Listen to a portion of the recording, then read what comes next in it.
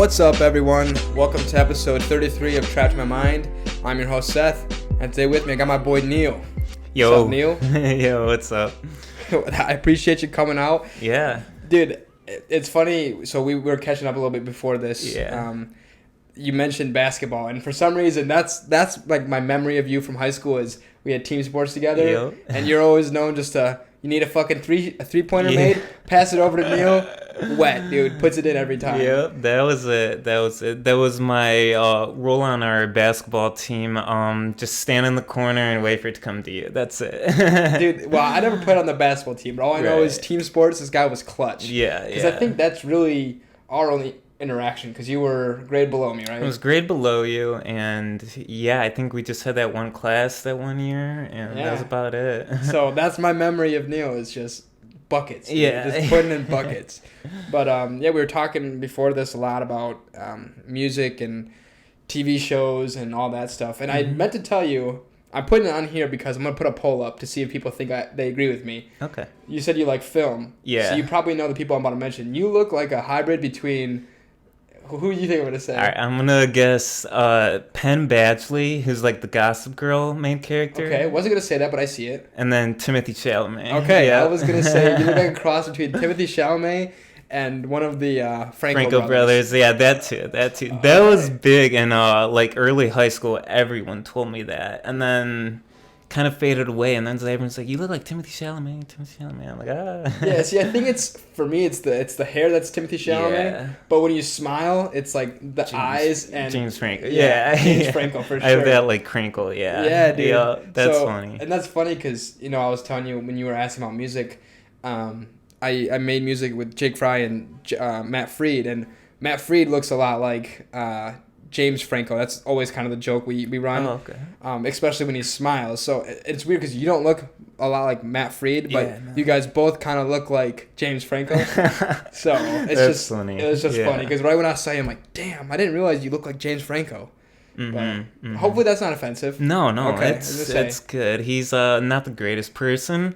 So I've heard. We've come to learn, but he's not a bad-looking guy, so it's all right. And everyone loves Timothy Chalamet. Everyone loves him, yeah. And you said Penn Badgley. Is he the one from Gossip Girl? Yeah, and also You. Okay. Really crazy show. Really he's trippy. A crazy guy in that show. Yes, he is. But that's a great show. Yeah. But yeah, dude, so... My first introduction, like, listening to you, I think I just, like, followed your kind of on Instagram or something. We followed each other. And I saw my boy Kair came on. I was like, okay, shit. Shout out to Kair. I'm going to have to listen to this.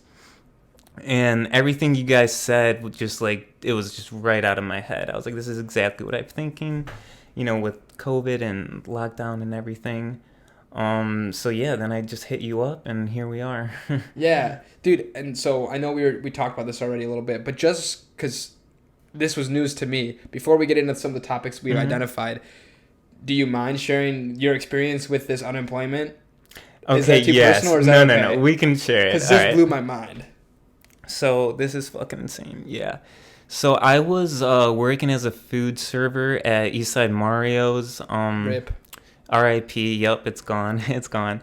So I was serving there for some time, and then COVID came along and shut it down. And so I was on unemployment from March to June.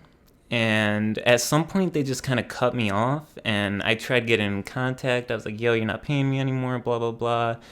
And I was just like, fuck it. I'll just like go get a job. And so it's all good. And then come November, so November of 2020, I get a letter saying that I owe, like $6,000-$7,000 back to unemployment, basically everything they gave me, because I don't know, they think I was like committing fraud, or like it was just like this misrepresentation was like what I was flagged for or whatever.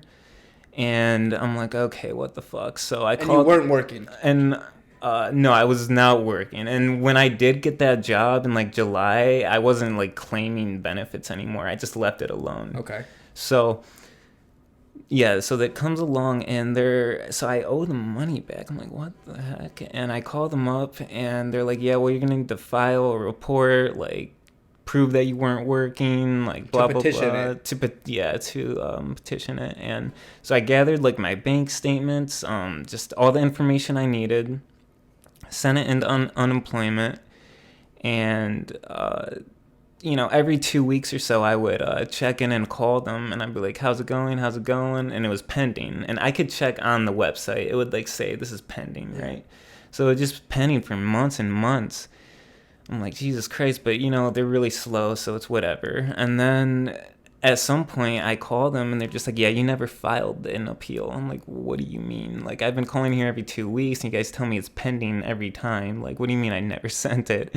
And so like I had to do it again. And then, a few months later, come like this May, like a few months ago, it's like, it's not there again. And that's 2 times I gathered all my information and everything, and they're just like, yeah, you falsely claimed unemployment benefits, and you call up unemployment, and there's only so much those people can do, right? Yeah. You can't transfer to anyone, or they can, but it won't be like, I don't know, manager or whoever I'm looking for, whoever can just like click the button, whoever can just click the button and solve this. And so I never got to figure it out. So I owe them back all that money. So you had to pay back the money that you were getting on unemployment when you actually were not When working. I was like actually unemployed because of COVID. And I've spent just hours and hours trying to fight this, and there came a point where I just said, screw it, I don't care anymore. I'll live, and like we talked, I'm still at my parents'.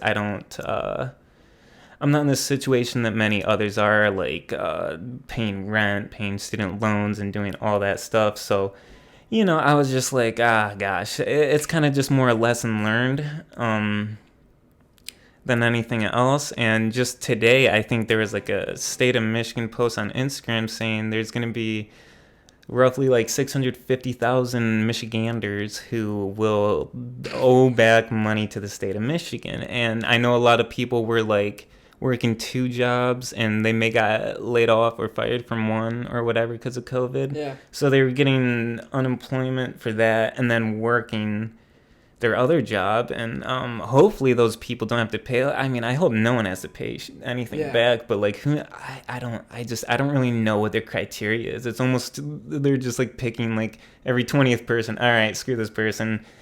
Yeah, not really working with them, which that's why I wanted you to share it, because I thought that was insane. Because I was, like I told you, that's why I didn't claim unemployment, because I was like, I don't know. Like, I know some people who are in situations similar to mine are getting unemployment, but I don't know if it's going to fucking burn me at the end. So I'm like, if I can afford not to do it, I'm not going to do it. Yeah. So take this as potentially a lesson learned or a warning. Yeah. Hopefully no one else has to pay this. Hopefully not. Hopefully no one listening. Hopefully this doesn't happen. I have like friends, and they're always like bragging, dude, I'm still getting paid. I'm like, dude, just like watch out. Like, just watch out. Don't throw your money into Dogecoin.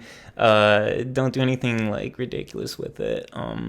We were also talking, it's like everyone's on, like, you go on Instagram, everyone's in California, Florida, doing something. It's like, where are you getting this money, man? Dude. So, unemployment. Yeah, I just really hope this really doesn't screw anyone over. Like I said, I was just lucky enough to be in a decent situation where it didn't screw me over, but yeah, it's a lesson learned, and I'll probably I'll do everything in my power to stay away from working with the state. Yeah, I can't blame you. Yeah, and my dad, I remember just from the start, like when I was just like filing for unemployment, my dad's like, he's always got like something negative to say. Yeah. And he was right. Because adults know, dude. They're like, they know. I've lived through similar shit. It's happened to them, so yeah, that's that. If only we could learn to live, or if only we could learn from other people's mistakes. I know. I find myself, like, you might tell me the right thing, but I'm going to have to just learn from it myself. Yeah, it just has to happen. Yep. But, well. That's the way it is. All right, so we were having, like, a really good discussion just about, like, music and art and film and everything, but I think it's time to put on our tinfoil hats. Okay, yeah, I was going to say, I was going to do my best attempt at segueing it from that unemployment discussion to the topic by saying, and now it's a terrible segue because I'm pointing it out, but by saying, like, in the media, it makes it seem like unemployment's been going good for people, but people were concerned of, like, there's so much money being printed. Right. What's that going to look like? either way, that's all coming from the media. That's what I see. And one of the topics we identified beforehand was media manipulation, which maybe was vaguely touched on, or in a different way touched on with Kayer in his episode 22. Yeah, definitely. But, I mean, obviously you identified this topic for a reason, so I'll turn it over to you. What specifically made this top a priority? So, well, for starters, I mean, I guess past 4 or 5 years, you know, ever since the certain somebody came on the spotlight, things really changed in the media. It was just super aggressive this way, super aggressive that way. I was like, what the heck's happening? Like, everything just went like, yeah. And, you know, it was just crazy. So I always like talking about this. But the other day, I found out something really interesting. So I was just like doing some research. I don't even know how I came across this, and I'm surprised I never read about it beforehand. But all right, so one of the co-founders of Netflix, his name is Mark Randolph. Mark Randolph, yeah, and his family members are two of his relatives are Sigmund Freud, who's like the psychologist, guy. And Edward Bernays, who's much less known, but have you heard of him? So Edward Bernays he was around like the early 1900s, and he is basically like the creator of like American propaganda. And you're saying, I'm sorry, real quick, the person from Netflix is related to both of these? Yeah. So I'll lay out the family tree. So Mark Randolph, he's one of the founders of Netflix. His uncle is Edward Bernays, the public relation propagandist guy. Okay. And then Edward Bernays, his uncle is Sigmund Freud, and so it's like double uncle, you know.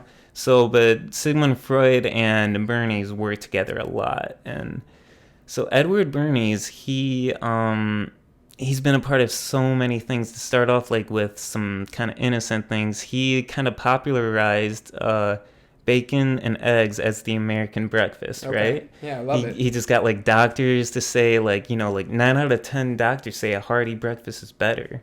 And bacon and eggs are cheap, blah, blah, blah. He would like work for like all these companies to help push agendas. Push agendas or just do like advertising. So before him, bacon and eggs was not the primary breakfast in America. It was more just like coffee and like a roll and maybe some orange juice or something like that. And then another thing is he was hired by a Big Tobacco cigarette company because before in like the 1800s, early 1900s, women did not smoke cigarettes because it was seen as like it was like a masculine thing, right? Okay. Women didn't smoke, or at least smoke publicly. So what he did, because the cigarette companies are like, well, we're missing out on half of the population. That's a lot of profit. We got to get them to, we got to change the tide. And so what he did was he hired a few debutantes, like high society women, to go in it was like an Easter parade in New York City in like early 1900s.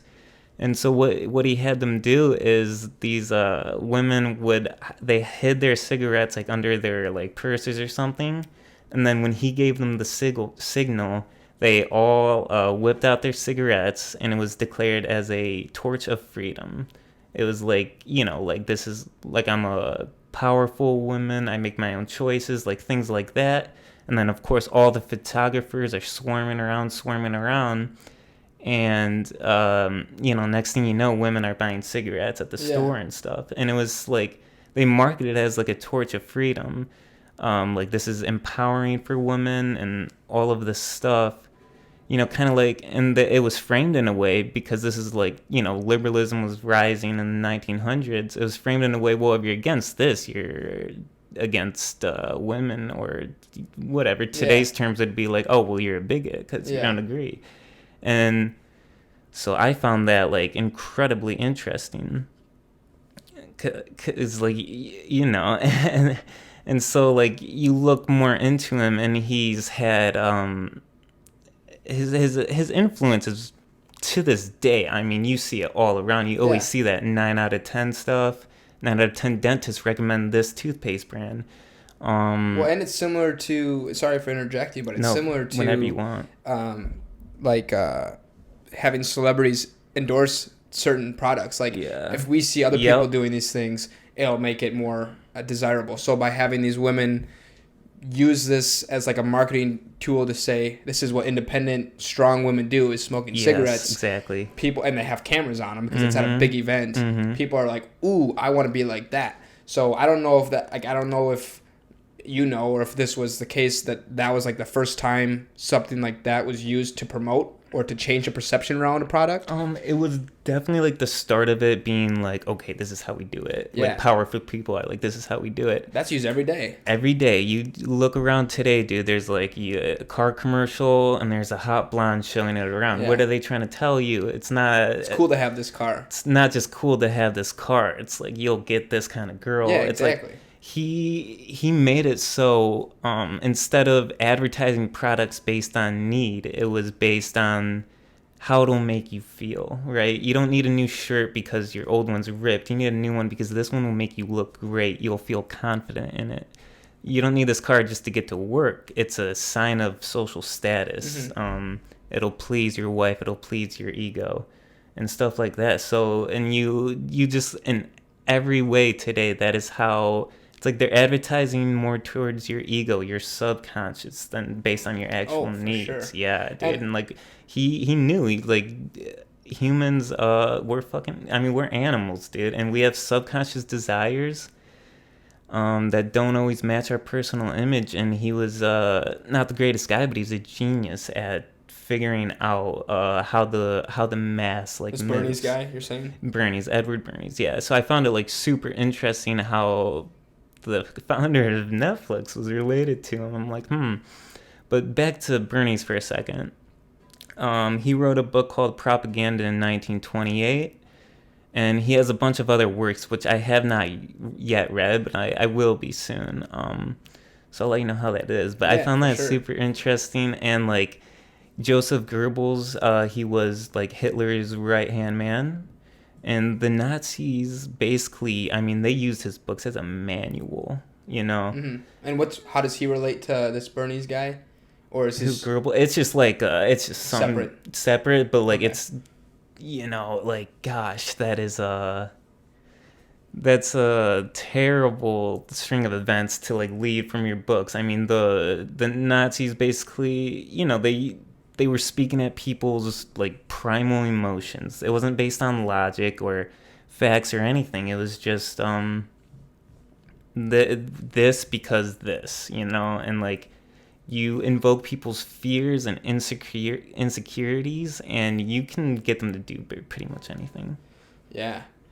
So, wow, this could go on a couple different tangents. Yeah. So my first thought, hopefully this doesn't derail where you want to go. No. If it does, we'll bring it back to any other thoughts you have. But that's interesting because what you're saying, it's essentially marketing, but it's also manipulation. It's both. But there's a podcast I'm listening to now. What's it called? Oh, it's called Hitman. And what you're saying kind of has some similarities because what the story, what I'm gathering from your story is that, you know, I forgot the name, but Edward Bernays, the other guy, Joseph Goebbels. Yeah, he worked with he was like Hitler's right hand man. Yeah, and so he wrote books, and these books inspired lots of action. Right? I wouldn't say they like inspired, but they gave like they already had like what they wanted to do, but these books gave like the outline of how to do it. Okay, that's perfect segue to what I'm about to say, and I know.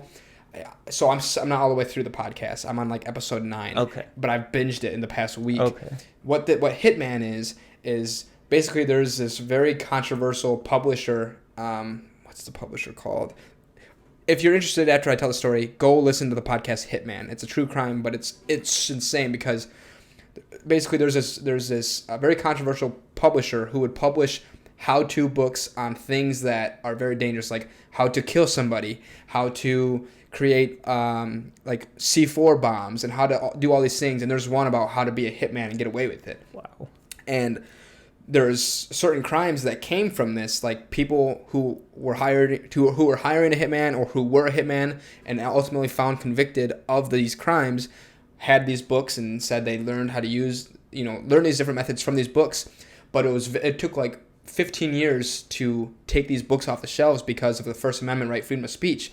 And what the publisher was arguing was that this is just information. We have no responsibility ethically or morally if somebody else chooses to follow these and use this information for harm. Yeah. All it is information. Yeah. And this is information that we have freedom to give out. Exactly. So it's like a real fine line of, yeah, I guess it is information, but also, although this book isn't causing murder, yeah, it's giving a how-to guide how to cause murder. Pretty much.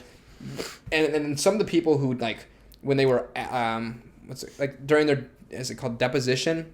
Mm-hmm. They were asked, like, what role this book played, and one of the people who were accused of this crime basically said, I never would have done it without this book because this book gave me the confidence to commit the crime because I felt like, I knew what I was going to do. So just that whole podcast is great, but just like the debate of not the debate, but the effects that like manipulation, words, and marketing can have. Is it the thing that's causing people to do these things? I don't know, but it's definitely at least an aid to why people do these certain things. No, and I think that's still really relevant today. Free speech, right? That's a big topic, and you have certain people who have been deplatformed or taken off the internet because of actions they may inspire. Yeah. And this is like a huge debate. It's like, well, you can't really blame them for what someone else does with that information. And I kind of lean that way. I mean, I think people who have like really evil inclinations, they're gonna let those out eventually, Yeah. I think like a big, like Alex Jones has been like deplatformed and everything. And I think people who get really caught up in that world of just batshit insane stuff, I think they have an inclination to go there regardless. Yeah, I see. And so this might not be very controversial between us because I think I agree with you. Just for example, like some of my favorite celebrities, James Franco's one of them. I really enjoyed his movies. I thought I enjoyed him as a person, but based on recent accusations, if they're found to be true, I don't support that. Yeah. And so I'm not going to just stand on the cross and die for him. I know a point because I feel like I'm a sane person. I know the point to where, okay, all of this is things he's done or maybe things he's said. I don't support that. And so I'm not going to do that. It comes down, in my opinion, it sounds like what you were saying is, although there's things that people are saying that, could invoke some type of violence, bad action or violence or something, ultimately the responsibility comes down to the person doing it. And that's the same argument that's made for like guns. Like, do guns kill people? No. Technically, it's the people using the guns. Yeah. But like, to play the devil's advocate, I do see the other side because there are people out there who, so for example, people like you and myself, I would say, we know the difference between, things that people say and that maybe we shouldn't respond to or we shouldn't take as like whole truths, but there are people who do those, and I think as a society we know there's people out there that exist. Like you say to do something, they're gonna do it. I mean, look what happened with the Germans and Hitler. Like those people probably didn't think, not all of them, probably didn't think they were doing something bad.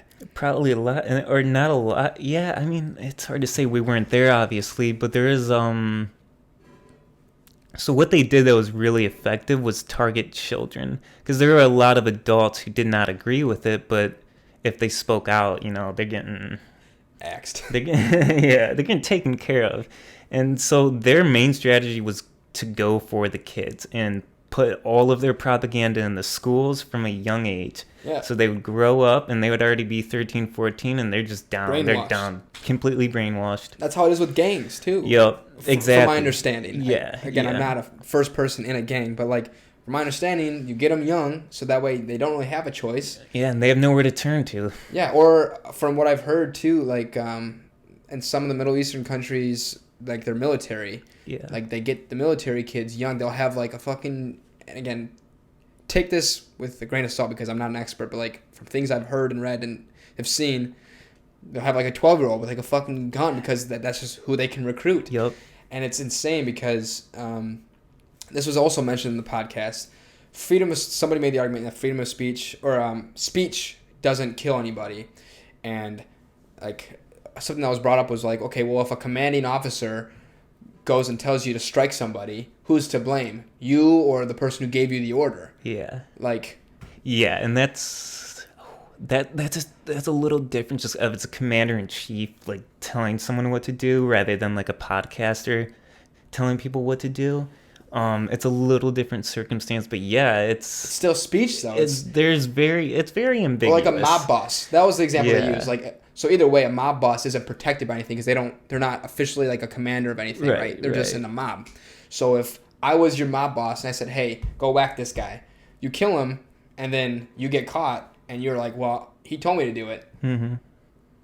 Yeah, but I mean, like you knew that you were gonna die if I didn't. You knew that you were gonna die if you didn't. I didn't. Yeah, you. So it's like, who's to blame, right? That's a speech thing. And dude, listen to this podcast. I'm like, fuck, I don't know what my opinion is. Yeah, it's tough. I mean, I'm generally on the side of free speech. I mean, you know, we grew up knowing that, hey, we have free speech and we have gun rights, and I'm not a big gun person. I don't have a gun.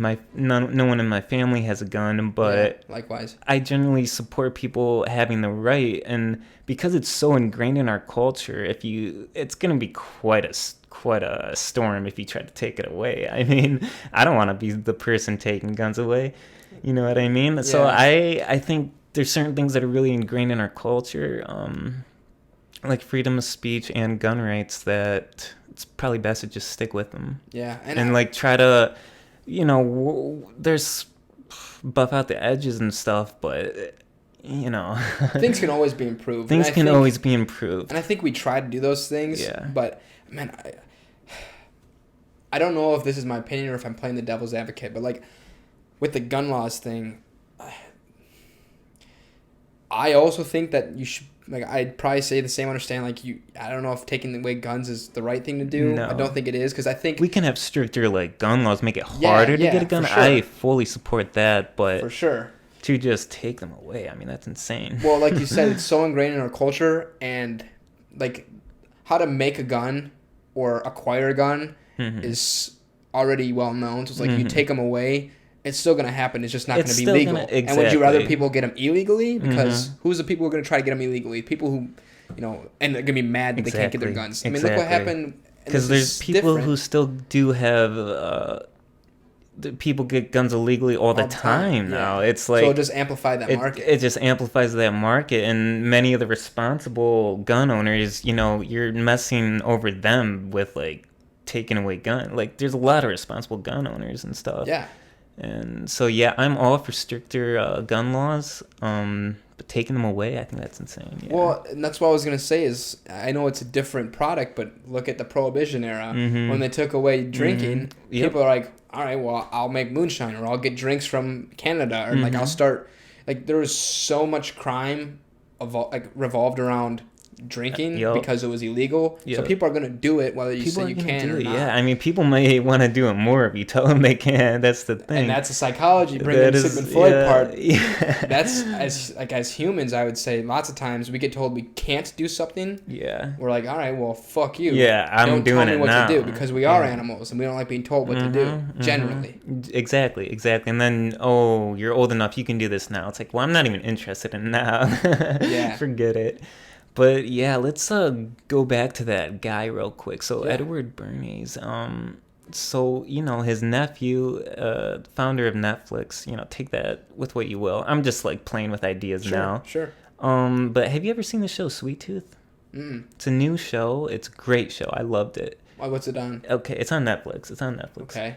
And so the premise goes, a disease hits and wipes a bunch of people out, and at the same time that the disease hits and spreads, animal-human hybrid babies are born. Right, weird, right? And so the show revolves around, like, the firstborn, and it's a science project. Sorry, that's a spoiler, but they're a science project, and so, you know, I think they're making another season. I'm not exactly sure, because it ends very open-endedly. You don't find out, like, where the virus came from, if it had anything to do with, like, the science project, which was combining human and animals. And the first one was a little deer boy. And so it kind of covers his little storyline, and really good show. But every once in a while you have these shows like these, and I'm wondering in the back of my head, are they conditioning us for something? Because so Edward Bernays, I mean, he was more of this in the school of thought, and people are always scared of like totalitarianism and fascism, but he was in the school of thought with like Aldous Huxley that people will love their slavery. They will beg for it. They'll get to that point. And that was like their prediction for the 2000s. And, and sometimes I look around, I'm like, that's totally true. Everyone, you can take away so much, but if they have their phone, they're good. It's a different type of slave. It's a different type of slavery. It's like there's this perceived, like everyone's obsessed with their perceived safety, even if it's just a perception. They just safe and security and like all these weird things, and like people just seem scared. Yeah. People seem scared of life, of the world right now. Yeah, that's a good point. Yeah, knowing that you're a Kanye fan, I can kind of see where you're going, because New Slaves was a song by his, and I've heard an interview where he's kind of talking about the inception of that song, and it's interesting because it's not something that I think a lot of people are cognizant of or really think about like day to day. But if you like you just brought it up, you look around and you realize, okay, you take away people's phones, you take away people's social media, or you take away people's like, I don't want to say money, but status. They're like freaking out. So they're enslaved by these things because they spend all these times worrying about these things that really don't matter. And like, it's just give them their phones, give them their cheap entertainment, cheap food, and they'll be satisfied. They'll be happy with that. Yeah. It's and so the rich, the people who are controlling this, remain the powerful. Not only remain the powerful, they are exponentially getting more powerful. Yeah. I mean, just since COVID started alone, you look at the top 1%, they have gained $319 trillion in wealth, while the other 99% has lost $317 trillion. I mean, that's literally just straight out of our pockets.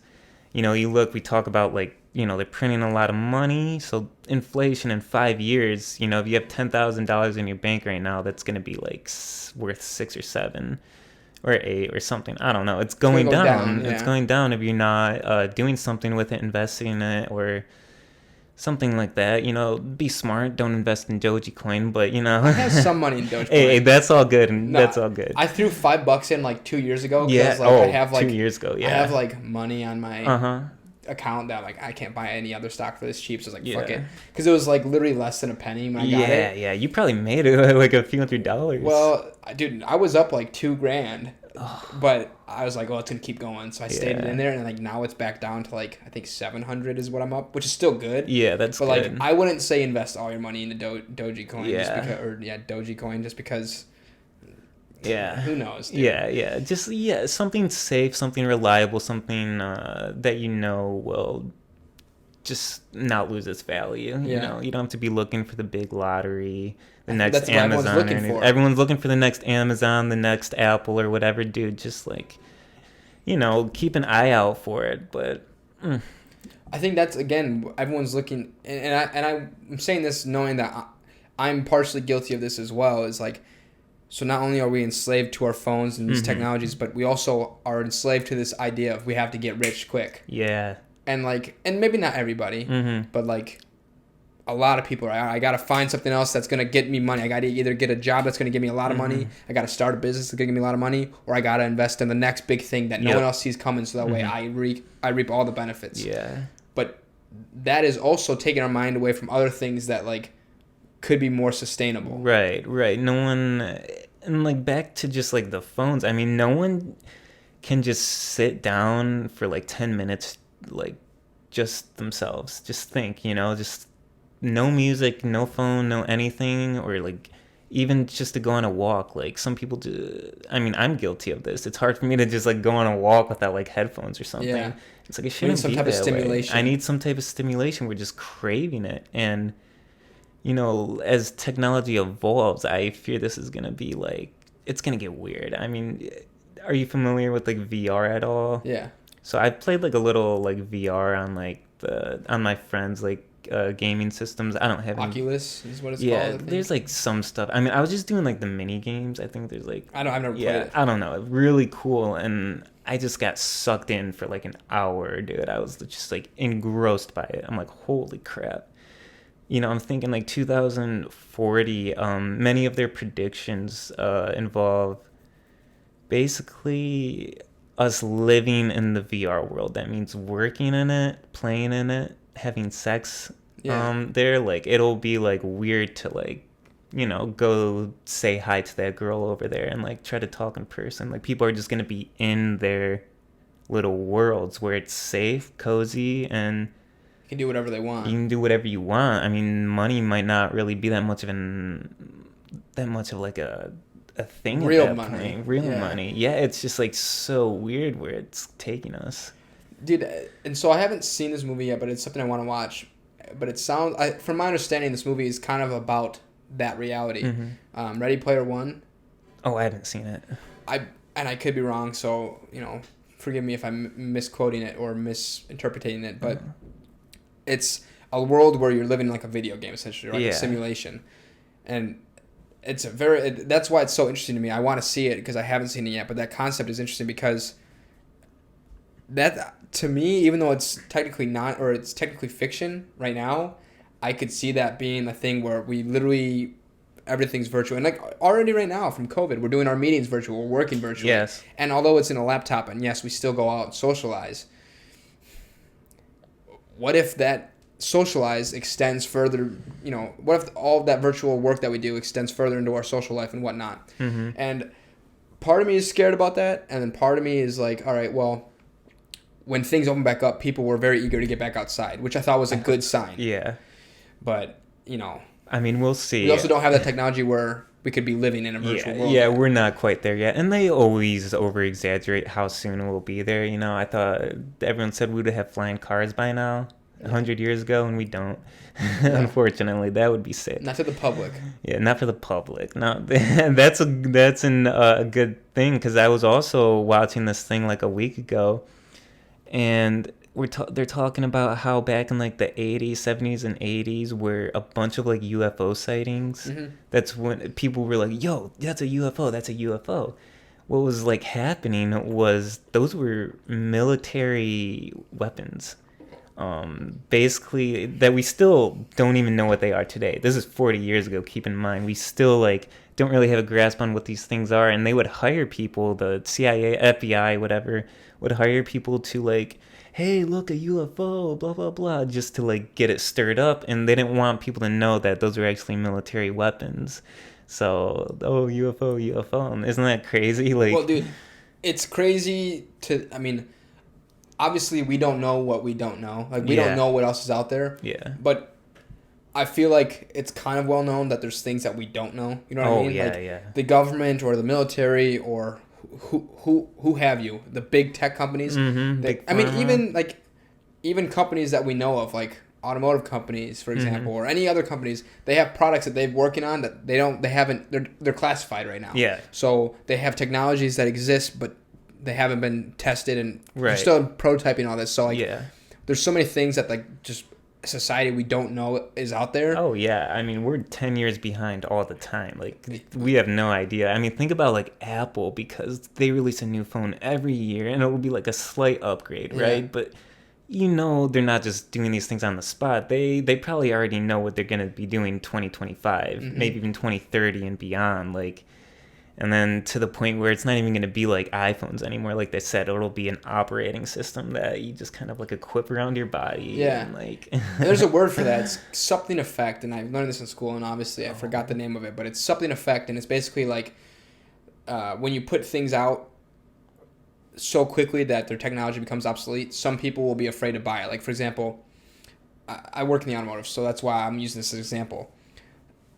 People are trying to push the agenda of electric vehicles, right? Which I think are awesome. But like, if you're asking my personal opinion, I'm not going to buy an electric vehicle right now because I already know in the next 5-10 years, they're going to be so much better. So why would I waste my money on EV now when it can be a lot? I know it can be a lot better, and I know that they are working on it. Mm-hmm. Yeah, it's far from a finished product. It's funny seeing these companies like be like, oh, we have like the latest and greatest technology, when it's like, I know that you have something better coming up, and you're working on it right now. And like electric cars, I know they're kind of, I don't know much, but I know it's not going quite as smoothly as they like say it is in the media and stuff. But it'll get there eventually, and I think it's the right direction. I think it's the right direction too. But question on, because I don't know if this is on one of the episodes that have aired so far, or if this wasn't even on the podcast, but anyway, stuff like this, like where the government or the military, whatever, is keeping information, or, you know, has these other technologies or products that we do not know about yet. Technically, you can classify that as lying, like they're lying about what they know. Mm-hmm. UFOs is a great example. Yeah. If there are UFOs, or if they're just military-grade machinery, we don't know what it is, but we know somebody else knows, right? Because they've seen it. Stuff like that, information like that, do you think that all the public should know, or are you okay? Like, does it not affect you? Are you okay with just not knowing? Oh, that's a great question. That's a great question because, I mean, that's kind of the argument. People... If everyone knew, like, really all the secrets, people would go insane. There'd be just a total revolt. And that's probably true. But I don't think that's necessarily... Gosh, it's hard. Because, like, me personally, I like to research all this stuff. It's like, I want to know. But a lot of people don't care. I mean, you know, that's something I do think about a lot. Should everyone know, like... Or should everyone have access to... all of the UFO files, all of the CIA, FBI projects that they've done and stuff like that, which is a lot. There's a lot of stuff just out in the open that 90% of people don't know about. Mm-hmm. I mean, you got like MK Ultra, Operation Paperclip. It's really just like a long list. I don't know any of those. Okay, well, brief summary. MK Ultra was the CIA using LSD as a mind. When it first kind of like came into the culture, they were using it as a mind control. They wanted to test it out and see if it could be used as a mind control substance. So did they create LSD? Or? No, they didn't create. Albert Hoffman created LSD like on accident. Oh, okay. He was creating, I forgot what he was trying to do, just some scientist, and then he accidentally made LSD. And one day he got like a droplet of it on his skin. And then when he was riding his home bike from work, he was like, whoa, everything's trippy. So that's really funny. But then once the government found out about it, so they were testing people. I mean, just look this up. There's so much great information on this. And there's like the CIA director in like 1971, like just came out and admitted like they were testing on people. And so they did a lot on other government agents. They did it on like foreign people. Obviously, it's not like a mind control type of thing, but it's something. Operation Paperclip was us when the Third Reich fell over in Germany. We took all their best scientists. All the scientists from Nazi Germany came over to America and were given citizenship and a place to live and all of that. After the war, and it's crazy to think how the U.S. played really both sides. I mean, we funded the Third Reich, we funded the Nazis, while also like playing in opposition to them. And I would have to read more into it, but yeah. And then they fall, we take their best people, and it's really dark. Man, so see, things like this I think are very interesting. And let me just ask you. Mm-hmm. I think that people that pull up research like this, like you've done, or who like say they believe in aliens or they believe governments hide stuff, I think those people are all the people who have done research and like, maybe not all of them, sorry. Some people are idiots and they just don't know what they're talking about. Some people do the research and just because their interests aren't the media's typical interests, right? They have a perception of like, oh, that person's like... Exactly. That person's, you know, a druggie. That person's... uneducated, that person's a paranoid, weird. Delusional. Yeah. I mean, I just for saying stuff like that I just said, which is well documented and literal facts, people have called me crazy. I'm like, dude, you can look this up. And that's why I want to ask. Like, I am always interested in hearing those things, and you know, if I really think you're wrong, then I will look it up, right? Yeah. I want to know, why do you think people have this perception that when you say these things or you bring up these facts that other people don't know, they get so like defensive, like, oh, you're the idiot. Better way, because it's hard to believe. I think it's just easier to believe what the media tells you, that all that's like bullshit. Or the government used to do bad things, but like they're better now. I think people just, they want to live in the easiest reality they can. Mm-hmm. And another good subject about this would be like Jeffrey Epstein, very dark character. And there were people saying like, hey, like back way before he even got arrested or anything, like, hey, like he's doing he has this island and he has underage girls there and he brings powerful people and he blackmails them and then everyone's just like, you're fucking insane. And then it comes to be true. I think people really just turn a blind eye. They turn a blind eye because it's easy and it's more comfortable. Yeah, and I think that's unfortunate because I know a lot of people who, I don't know. Go ahead. Well, like in Edward Bernays, he knew this.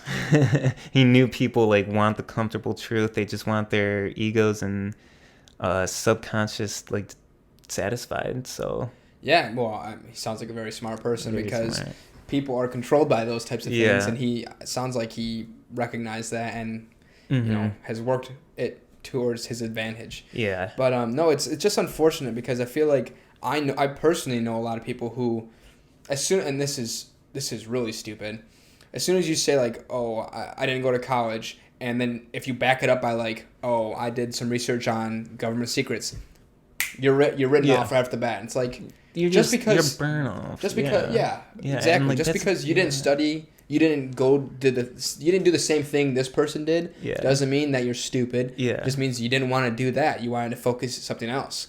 And it's so frustrating to see those people written off, especially by people who I know. I'm like, come on, like you say you're open minded, you say all these things, but then you write off somebody because they don't have an educational background that you agree with. They focus their efforts on something else that you don't know about. So because you don't know, and I think that's another thing that I think humans do. When we don't know something or we don't agree with somebody because we don't know their perspective, we get hostile. Like, it's immediately like, oh, fuck them. Like, you can tell me your opinion on something, and if I don't agree with it, it's probably, or if I don't understand your opinion, I'll just immediately be like, all right, well, you're wrong. But if you walk me through your opinion and why you believe that thing, then it's a lot harder for me to just be like, oh, write you off. It is. And like, with those, I've had like experiences like that before. I didn't pay the most attention in school, I will admit. Okay. And I have like friends who I feel like I can't prove it, but I feel like we get in these kind of discussions and they write me off like because they think like they're just inherently smarter than me. Yeah. They were in advanced classes, I was in normal classes, yada, yada, yada, I feel like that's very common. Or like the college thing.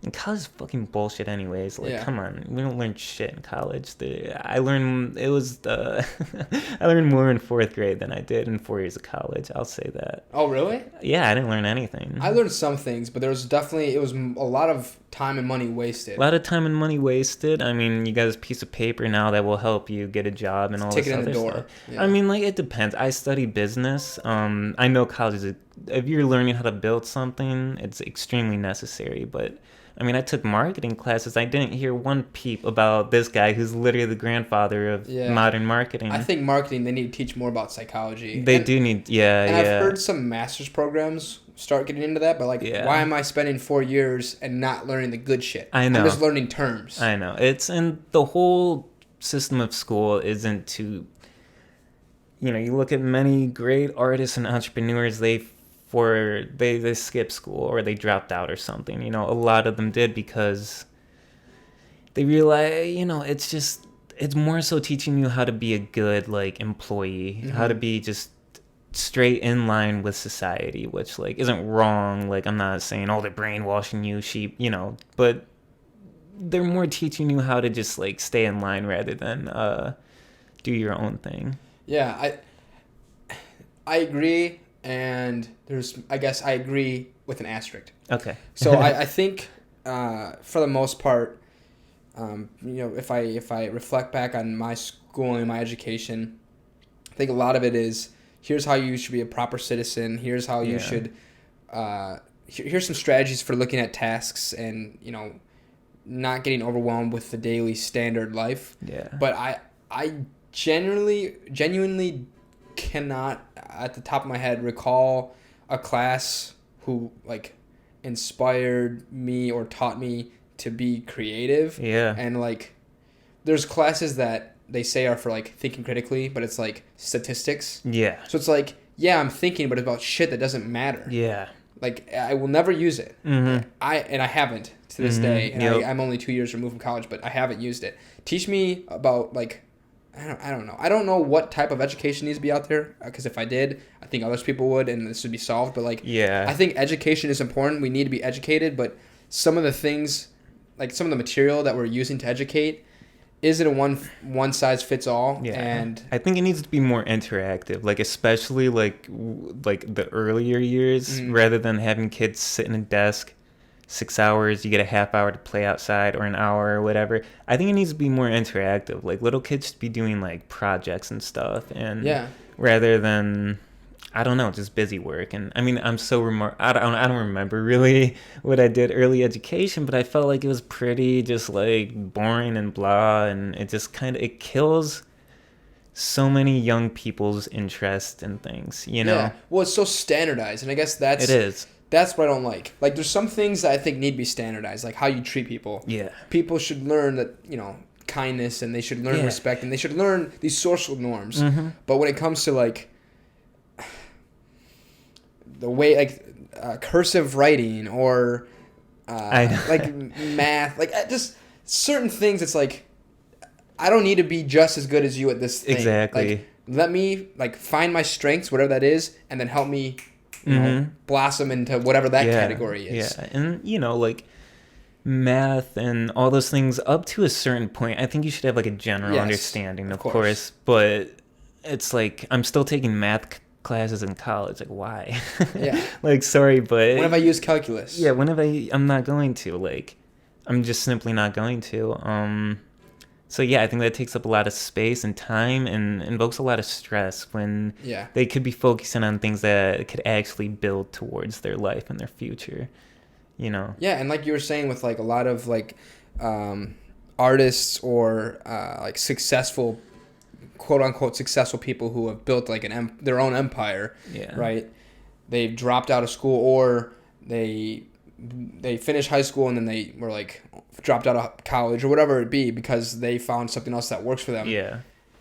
It's like when people do that and they fail, well, it's frowned upon. But when people do that and succeed, it's celebrated. It's like, celebrated. Yeah, it's the, But we need take a risk. Yeah, but it shouldn't have to be such a risk. Like we should be taught and exposed to other paths to success, because what somebody's telling me success, that might not be what I see success as. Like, exactly. Everyone's idea of success is different, and a comfortable, happy life, it's different all around, Yeah, as where I feel like, and this is my opinion, I feel like school, they're teaching us that a successful and happy life is go to college, and what you get for going to college is you get a comfortable 9-to-5 job that you will slowly get more work your way up the ladder, and by the end you retire and you're okay. But that shit, like, that could be awesome for a lot of people, and maybe even the majority of people. Yeah, and that's what I'm doing now. Yeah.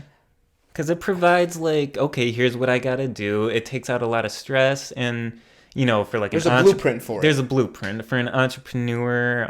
There's a lot of ambiguity. There's a lot of uncertainty. And for an artist. And there's a lot of failure at first. So I guess it makes sense that they're not, because those kind of people, entrepreneurs and whatnot, those are very distinguished individuals who are just going to, regardless of what they're told, they're gonna fucking do it. Yeah, but that's the thing is, I don't know that it takes such a distinguished person to have such a good idea. Right. If I'm encouraged to do these things. Yeah, because that's what a lot of people, they might get to a certain age and just be bogged down from school, and here's what you have to do. And or like they have this internal conflict of, well, I want to do this, but like that's the unknown. Like, we should be encouraged from a younger age to just try shit, and it's not a failure if you do fail a couple times, like, or not fail, but if you have lessons learned a couple times where it didn't work out the way you wanted to. But, oh man, what was I gonna say?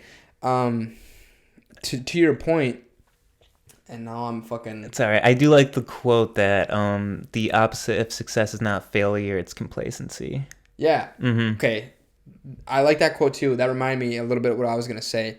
And wow, I'm losing it again, dude. That's how you know I've had too long of a work week, and it's only Wednesday on this day that we're recording. But that's what makes so the people who go into entrepreneurship or they're artists or anything like this, lots of times they say their work's a lot more fulfilling because they took a risk and they did what they like, and they put their heart into it. Yeah, and so I think not everybody could do that because then it becomes less special. I think that goes back to like the yin and the yang of life. Yeah, it is. That shit's more fulfilling and you feel better about it typically, I would imagine, because the other side of that is really dark because, you know, you didn't get what you wanted and there was a lot of hard work and maybe you lost money along the way. So it's like, I think 9-to-5 jobs have a lot smaller yin and yang, right? Like the bad's not so bad. The bad's not so bad, but the good's not so great. Yeah, but like it's more comfortable because it's more comfortable, predictable. Because people love for like entrepreneurships or artists, the high is really good, but if you hit that low, it's really shitty. Yeah. So it's like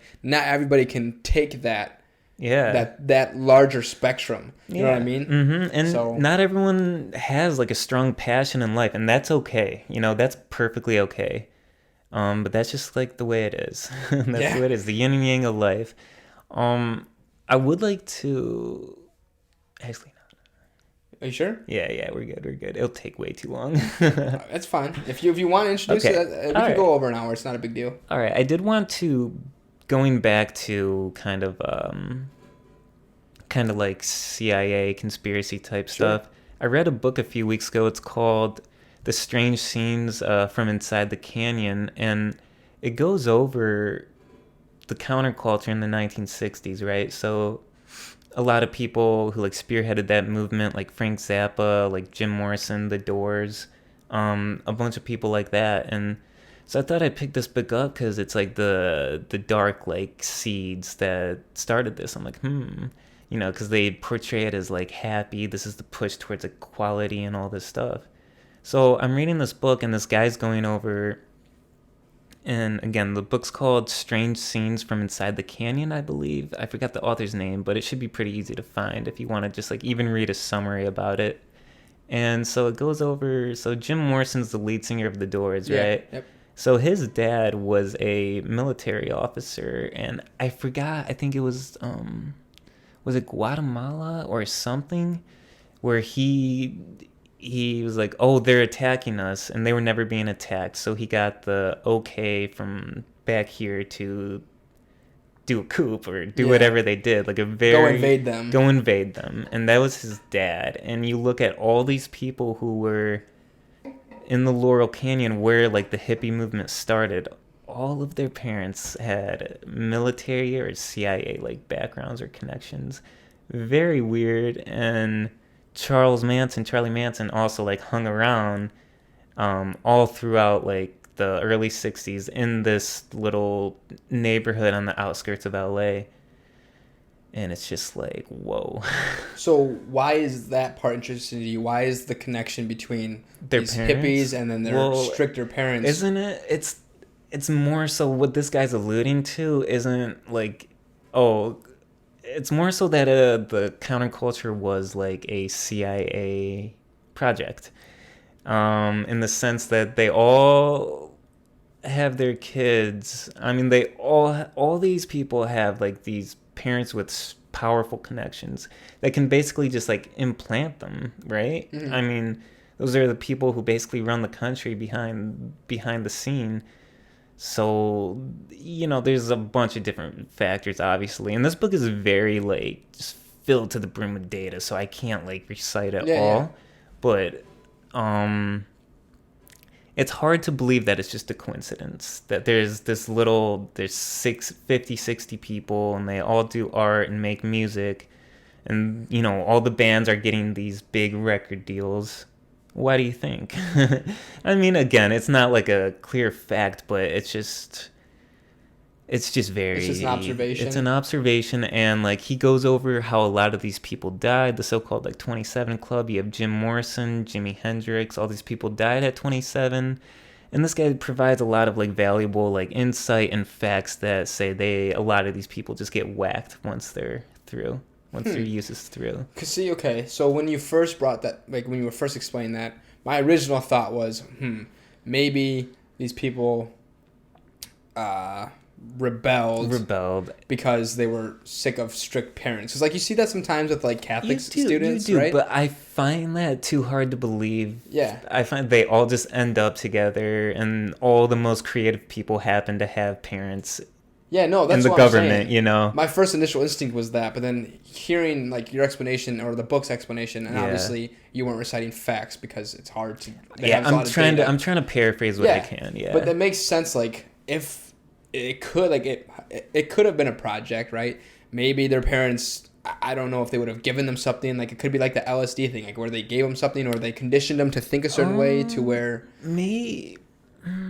It's really hard to say. I don't know about like the LSD. I'd say it's more. It could be like conditioning, or it could just be an unspoken thing. You know, like how they raised them. Not even how they raise them. It's just like, okay, like so. Jim Morrison, for example, his dad was hardly ever around, but that doesn't mean and. You know, he gets, I don't know, dude. Like, how does it start? It's impossible to say. Yeah. No, I was just kind of speaking through some thoughts. Like, yeah, no, I get it. And, like, you think, so he's in the military. He's a powerful guy. So he's going to have friends who are controlling the record labels, like the movies coming out, all of the entertainment and everything. I mean, you know, not to say that we're being conditioned at all times, but you're kind of a fool to, like, consume all of these things and just not think for a second like, wait, maybe they're trying to condition us for something. And that's my take on it. And so the counterculture, and another interesting thing is like many of like the protests going on, many of the very like super like liberal people were not a fan of like the hippie movement, you know, like the say like younger people and like college professors and stuff. So there is like quite a divide, but the media and the government to this day makes it sound like it was just the hippies that did everything, like Woodstock, blah, blah, blah. But it was really more, you know, professors and researchers and younger people who were pushing for a lot of these civil rights things. And, you know, I would advise you to like go fact check me on that, but this whole subject is extremely fascinating. And sorry, I can't like paraphrase it all right now, but there's a lot of good stuff on it. No, I'm just digesting because it is interesting. Like you said, maybe we're not being conditioned at all times, but not at all times. I think there's definitely a lot of things like that we are conditioned to believe, or like that maybe we don't realize. But it's, for example, like Nike shoes, right? Like I love shoes, and like I'm gonna get Nike, but like if I'm getting it for its purpose of I need shoes to walk, I wouldn't care what they look like. I wouldn't like. In fact, I'd probably just get the cheapest ones and the most comfortable ones. Exactly, but like, because I want it to look cool, it's a form of conditioning. It really is, and it is. And then you'll pay twice as much for the Nike shoe with the swoosh, and you know, because that looks a lot cooler than like those Grandpa New Balance shoes. You know what I'm saying? Well, those are coming back now. Those are coming back. But yeah, that's funny. So can I ask you a question? What is your favorite conspiracy theory? Oh boy. It can be like a popular one or just one you have yourself, and then I'll tell you mine. Favorite conspiracy theory or like one I believe? Either. Just give me one that comes to your head. See, so I don't dive too deep into conspiracy theories just because I also know that I believe that a lot of facts can be falsified. Yep. For example, like two that I remember like looking into a little bit was like the 9/11 one. Mm-hmm. Which, if you do know the conspiracy is. Yeah, of course. Okay. That's how everyone starts. Yeah, and then the JFK one. Yes.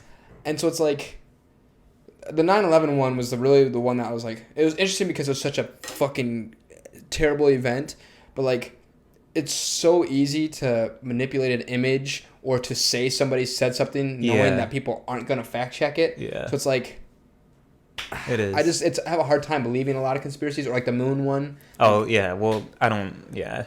but I'm sure there's like more complicated conspiracies that maybe aren't as well known about, like as well recognized as like obviously those are like 3 of the biggest ones. Yeah. So I don't really know how to give you an answer because I don't know too much about them, but I'm curious to hear what. Okay, so here's a theory that I have, and it's not my theory. There's quite a bit of people that think this, but you're familiar with Alex Jones, right?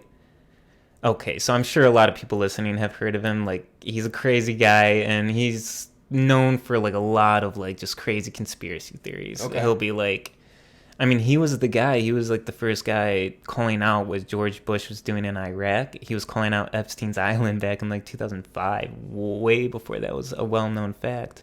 But then he'll just say like, interdimensional vampires are coming and taking your children. So he has wild shit. And some like decent. No, a lot of true shit. A lot of true shit. But then the next sentence will be like wild, vampires, and they're stealing your kid's DNA from the plastic. He talks like that. Yeah. And so people. Hey, maybe he's right about that though. Maybe he is, but you can't prove that. And so what happens is he'll say these true shit, and then he'll mingle it with all these falsehoods.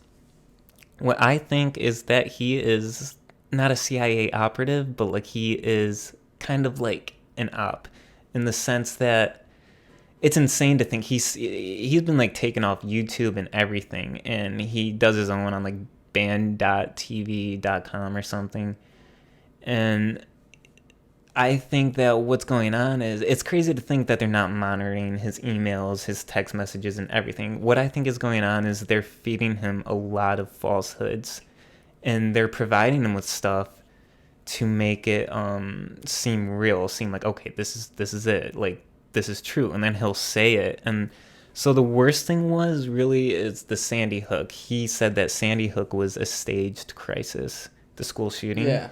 And so what happened, he said that, and then all his lunatic like followers started harassing the parents who just lost their kids and like calling them crisis actors and you're faking this, which is because people will believe everything he says. Yeah, and it's insane. You just lost your kid, now you have these people telling you you're faking it, coming to your house, like absolutely wild. And after that, everything Alex Jones says is basically it's just put in this category. Oh, you're crazy. You're crazy. And so you have all these like incredibly smart people, these academics. It's like anything he says is a lie. It's like you're a Nazi, blah, blah, blah. So what I think happened really was at some point, perhaps in the maybe 2005 to 2010, they started like feeding him, and who knows, because they just have like informants who can just be regular people, but they actually work for the FBI and they can go pretend to be friends with him. And so I think they're kind of feeding him a lot of falsehoods that connect to a lot of real stuff. So what happens is he'll say all these real things, but if I come out and say that just in public, some people will just like liken me to Alex Jones. They'll be like crazy. Mm-hmm. So what they I think it's a very effective strategy, because you have all this dirt on the government, all this dirt on the FBI and the CIA and everything, all the terrible things they've done, but you jumble it all up with all this nonsense, and if you believe any of that, you're crazy, you're the paranoid delusional. So I would look up Alex Jones a little bit, and you'll probably recognize him. I'm sure you've seen him around, but okay. So that is my fun theory. That is interesting. I'm curious to think, why do you think that it wouldn't do the same? It wouldn't have the same effect if they just told them only falsehoods. Like, why do you think they need to sprinkle in some of the truth? I don't think they're necessarily sprinkling in the truth. I think he does find stuff out. Okay. I think he does, because like again, he's been doing this like the 90s, and it's hard to say. Maybe they sprinkle in the truths just so if someone else catches on to it, it'll already be smeared from him and labeled as something crazy. Yeah, try to use him as a way to like. It's just a big old psyop. Yeah, literally. And that's your conspiracy, and you said you didn't create it, but I didn't make it up, but like when I heard that, I was like, oh, that makes so much sense. It makes so much sense, because you look at a lot of these like common conspiracy theories going on right now, and everyone will refer to them as like alt-right. Oh, you're alt-right. You're far right. But almost everything they say, it started with leftist groups, with anarchist and communist groups, not with far-right people. Because back in the day, far-right people had more control of the government. It was more like socially conservative back then. So they used to love the FBI and the CIA, and it's kind of flipping. It's kind of flipping. And I think when you liken these true theories to, far right people, all right people, you just make it so undigestible to so many people, and they'll just say, no, you're wrong, and they won't even listen to you. Well, they won't even listen to you. The divide between it's crazy. Political parties is a whole different conversation. It is. But no, that's the thing with conspiracies, though, is that's why they're conspiracies, because they're believable, right? Yep. Or maybe they're not believable at first, but then they lay out these facts or these stories that make them believable. So it's like that's why I have chosen like not to like even fuck with them, because it's like. Mm-hmm. It's hard, dude. You got to know what you're looking at, because you never, like, how many of these people are just, they're just trying to make money off it, or like Alex Jones' case, like, who knows, like, how much of it he believes. A lot of people, like, close to him have said, like, he does believe it, but at this point, dude, if you study this stuff all day, every day, you're gonna go nuts. Yeah. Even if you're on to the truth, man, like, you're gonna go crazy. Exactly. And that's it. Even if you're sane going into it. And, you see that happen with a lot of people, and at first they have good intentions because they're like, oh my gosh, there's so much like dirt that they're lying to us about. But then they just get wrapped up in these other crazy like things that just aren't true. They think like Jewish people run everything, rule the world. And I've heard that one. Yeah, and the Rothschilds. The Rothschilds, the Rockefellers. Oh yeah, I looked into that one a little bit. I thought that was just kind of interesting. I'm like, it's interesting. It is. But no, we don't have to go on this whole rabbit hole. But are you familiar with Edward Snowden? Oh yes, of course, of course. So something like that I find interesting, because it's like it's something that was, I guess, could have been a conspiracy, but like it got validated. It's validated. He's saying like, everything. Yeah, and they spy on us and probably listening right now. Probably, yeah. Hi. But yeah, it's Edward Snowden. He is in Russia, and he can't come back. He cannot come back. I don't know. And have you heard about Julian Assange either? He was the founder of WikiLeaks. Oh, okay. And he, WikiLeaks, they would like hack into government files, and he exposed so many things, and WikiLeaks did a lot. They did a lot, and so many people like but he's exposing truths. Yeah. Everything has been fact checked. I think he's doing a great service, regardless of how you feel about him as a person. What he's doing, in my opinion, is the right thing, and he's in jail right now, and I don't know if he's gonna get pardoned. It doesn't sound like it ever will happen, and that's a darn shame. But that's the thing that goes back to like the freedom of speech thing, or freedom of information, right? Yeah, like, yeah, right. So, are we allowed to have this information? Is it a crime to share information that? Oh, and here's the thing. Here's why a lot of people don't like him, is because they perceive him as someone who helped Trump win in 2016, because there were WikiLeaks, like Hillary's emails, and just what was it? Benghazi. Yeah. And so you could definitely argue that kind of shifted the tide a little bit, and Trump ended up winning. But isn't it good information to know? It is good information to know, and like you have to put that aside, like the political affiliations, because what you're saying, and I've heard people say this, well, like, fuck him because he helped Trump win. He wasn't personally vouching for Trump. He just he's doing his job, and the information that came to him, it helped Trump, I guess you could say. Yeah, but marginally. It's not like. But also that, in my opinion, the responsibility goes on people who voted for him, whether I like him or not. That's not the point. Yeah. Who put him in the office? Yeah.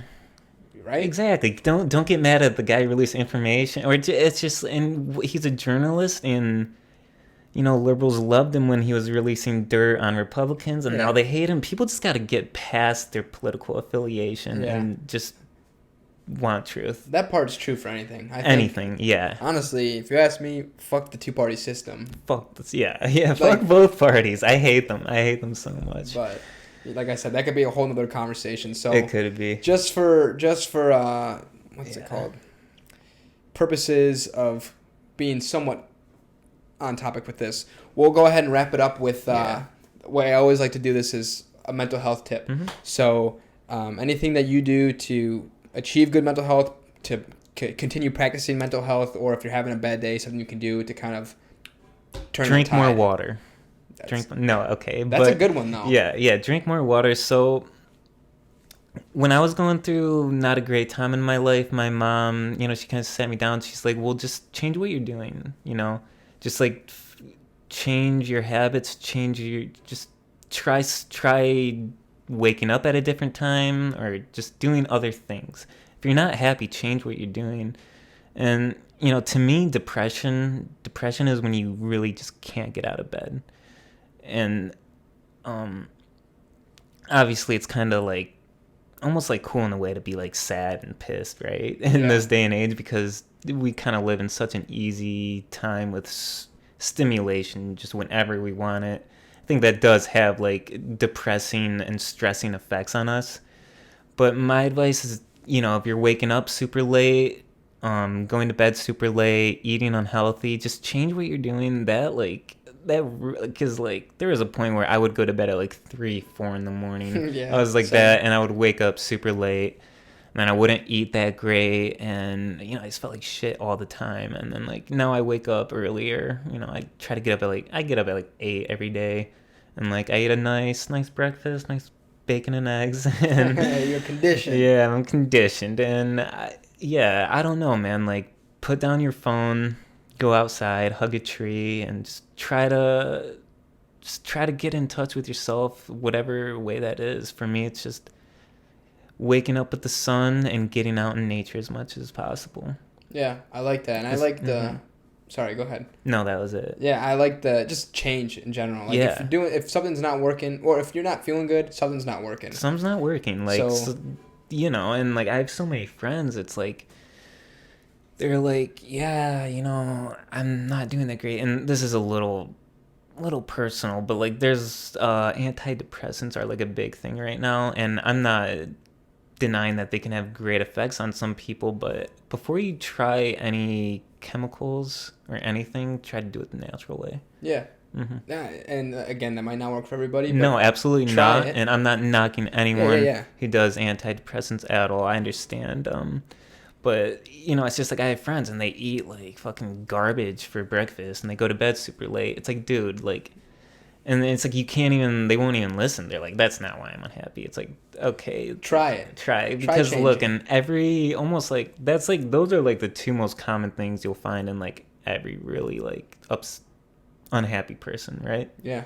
No, it's interesting that it might have been a Freudian slip, but your first thing you said was water. Water, that's a huge thing, dude. Like having the right 100%. Amount of water helps. Like any issue in your body, whether it be your brain, anything else, can come back to water. Like if you're having like dry eyes or like your eyes are sore, lots of times because you didn't have water. Or if you're fatigued or if you're not feeling too good mentally, have some water. Like, just getting your body feeling right, whether it be sleeping right, having water, having a good diet, that shit helps a lot. Yeah, and I understand, like, as far as like sleeping habits go, not everyone's the same, and not the same diet for someone else isn't going to work for someone else. Just find what works for you, and if you're not feeling great, change something.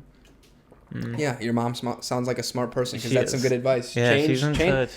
That's the thing. If it ain't broke, don't fix it. But if it is broke, it's what's the saying? I'm gonna botch it, but it's like insanity is trying the same thing over and over again and expecting different results. Yeah, exactly. And that's the same thing. So if you're not working, try something else. And maybe that won't work, but then try something else again. Yeah, exactly. Just keep trying until you get it. Okay. Yeah. I like that tip, Neil. Thank you.